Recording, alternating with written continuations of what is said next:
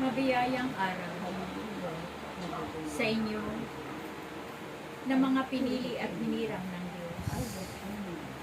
Ito ang araw na muli kayong tinawag sa tahanan na ito, sapagkat naririto ang Diyos, naririto ang kanyang trono, naririto ang Ama, upang kayo'y samahin sa kanyang gawain. Kaya mapalad kayo na mga tinawag, sapagkat kailanman ay hindi ninyo nalilimutan ang mga araw na inyong tipanan sa Kanya. Kaya nawa, patuloy na huwag ninyong kalilimutan ang mga tungkulin ninyo sa bawat isa. Patuloy na kayong lahat ay manalangin ng aking banal na Santo Rosario upang ang kapayapaan ng inyong bansa, ito ay magkaroon ng kaligtasan.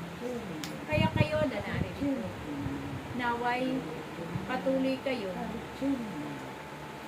puno ng pag-ibig sa bawat isa. Puno kayo ng kababaan ng loob at puno kayo ng kagalakan, sapagkat ito ang nais ng Diyos sa kanyang mga hinirang, na naway maging kawangis na kayo, sapagkat pinanananahan niya ang inyong mga puso ng kanyang banal na pangalan. Kaya nawa ang bawat isa sa inyo, naway patuloy na maging mabuti kayo sa lahat ng oras. Patuloy na tahakin ninyo ang matuwid na landas upang mapagtagumpayan ninyo ang lahat ng ninanais ninyo sa inyong mga buhay.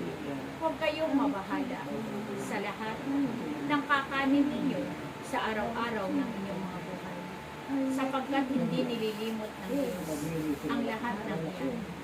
Kung ang mga ibon ay kanyang pinapakain, kayo pa kaya na kanyang mga lingkod na hinirang at pinili sa kawan na ito.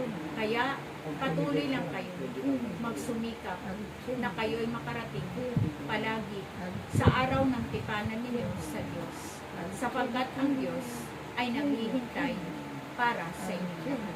Salamat sa inyo sa pagtugon sa araw na ito. Ang pagpapala ng Diyos ay sumainyo. Salamat sa inyong lahat. Praise God.